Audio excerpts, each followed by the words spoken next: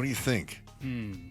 Major showdown. The senator. Yeah. Like an American Gladiators thing between them? Yeah.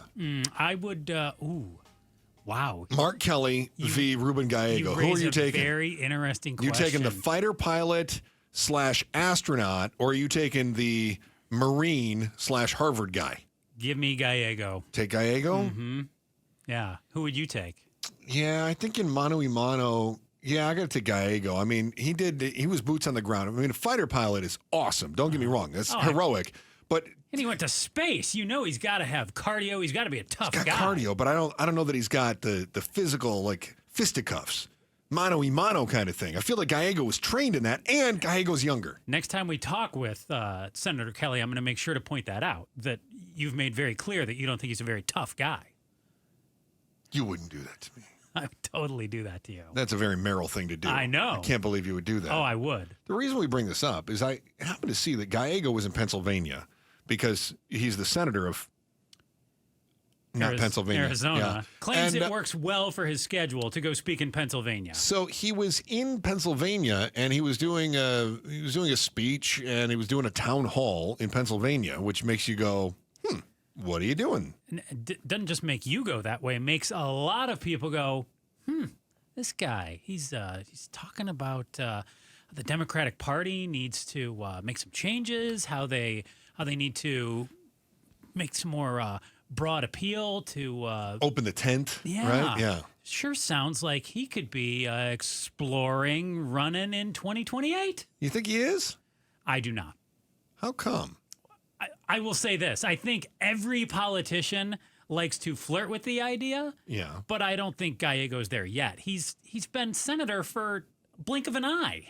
Yeah, it reminds me of another guy who was a senator for just a couple of years before running for president. Let me be clear. Who are you talking about? Barack Obama. Uh-huh. Yeah. It worked out okay for him. It did work out for him. Yeah. It all depends on raising your profile. Mm-hmm. And do people like you? And do you have ideas? And can you communicate those ideas? Well, and Obama did that at the DNC. That's where he really leaped onto the scene. Agreed. Yeah. So is Gallego trying to do some boots on the ground, shaking babies and kissing hands kind of stuff? I would say this. He's not trying to do that. Okay. I think he is open to the idea. Is it possible that Gallego is also swinging through Pennsylvania because Josh Shapiro, the governor of Pennsylvania, was on the short list for VP, and maybe Shapiro might be somebody who could run for president, and he wants to be in his good graces, maybe a VP type position. Of course. What's the downside to Gallego being on the ballot for the Democratic primary? As the VP? No. For the primary, what's the downside to him? What is not appealing about him? If you're a Democrat and he's running, why would he lose to a Shapiro or a J.B. Pritzker or somebody else? What is his problem right now? Because I got to tell you, if I'm a Democrat looking at Gallego, I go, he looks really strong to me.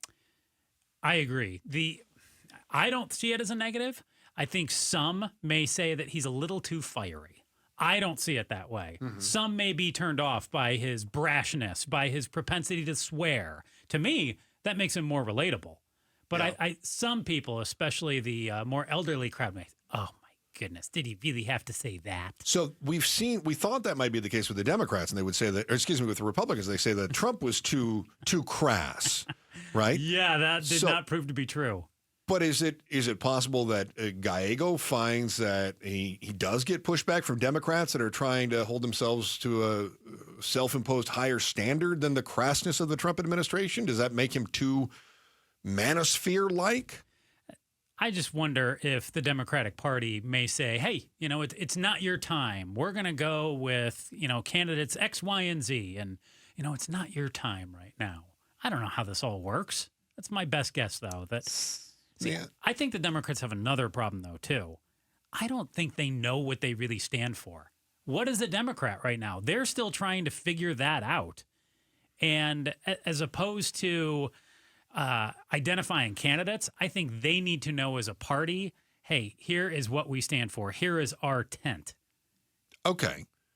So Gallego did sort of address this. Mm-hmm. And he talked about that tent. And he said we become so narrowly focused that now... Issues that I don't feel a lot of the country really cares about either. So here's where I'm going to disagree with you. Okay. I think the Democrats know what they stand for. Mm-hmm. I think they don't know how to message that, and they get sidetracked really easily. So take something that they stand for that is potentially unpopular across all demographics. Take something that Democrats stand for? Yeah, transgender rights. Okay. Okay, we saw the Republicans hammer them hard on that. Mm-hmm. The Democrats were not able to say transgender rights apply to about 0.1% of Americans. Let's focus on kitchen table issues. Instead, they went, how dare you? And they took the bait. Mm-hmm. They're really poor at messaging. Yes. Right? That doesn't mean that they don't stand for kitchen table issues. It means that the Republicans are really good at that fight and at messaging. Better than the Democrats. So I think that the messaging is the problem the Democrats have had. I think they want to have this big tent, but then they also ran into well, do we support Israel? Do we support Palestine? If we support Palestine, the Republicans are like, well, you support Palestine, you're pro-terrorist. Look at these Hamasers out here, right? That's And the Democrats are like, no, we're all about free speech. And they went, free speech for terrorists. Why are you camping on the lawn? What are you doing? And they just don't know how to get the messaging out there. They're terrible at it. Yes. Really terrible. I think they know what they stand for. They just, and to what you said, ask, what does it mean? You going to Joe me right now? No. Yeah. They don't know how to define it. I think they know it when they see it. But they can't define it, and they certainly can't message it, and that has allowed the Republicans to basically run rampant all over the Democrats, which, when Obama was running, was the problem the Republicans had. Yeah, but then the Republicans, how did they gain the upper hand? Trump. Okay, obviously he's in the White House. But they weren't able to do that with Romney. See, was it just Trump, or was it also that the Democrats ran some lousy candidates too? Biden, not a great candidate. As far as winning or losing, you could say the candidate, the quality of candidate was problematic. Mm-hmm.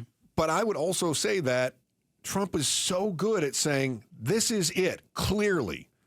I'm going to build a wall. So it's not about, we care about immigration rights and is there a pathway to citizenship for some people? And we, of course, want to start with the worst of the worst. Trump said, build a wall. Trump was great at cutting through clean, and I'll give you. Hillary, awful candidate. Terrible. Biden, bad candidate, who actually did. Won. Well, I think he was the steady hand. Mm-hmm. Yeah. What if it was Obama v. Trump?